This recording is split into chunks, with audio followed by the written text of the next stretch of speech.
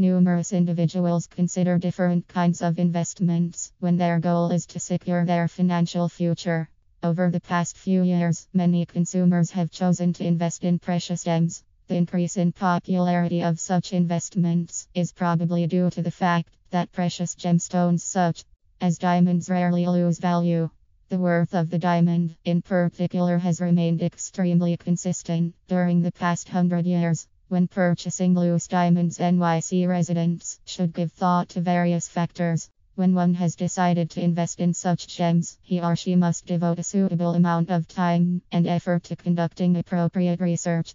This includes locating the best sources from which to buy the stones, as well as understanding what are the most valuable colors and cuts. Familiarizing oneself with how such gems are valued is always a wise course of action before the person makes a final decision. Considering one's budget prior to shopping for diamonds is also a very important task. It is not helpful to locate great prices on bulk stones only to find that they are financially out of reach.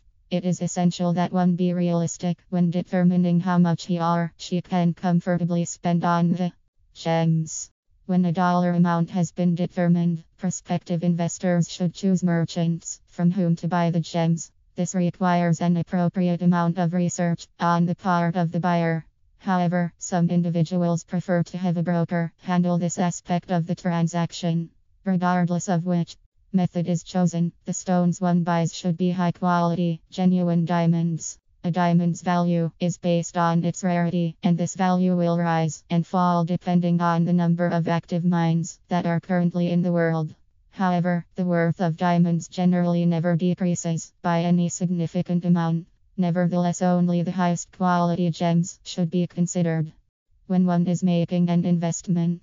To enjoy success with such an endeavor, prospective investors need to learn all they can about such gems. A good place to start is to familiarize oneself with something called the porthes. The latter is a phrase that refers to the carat, color clarity, and cut of the gem.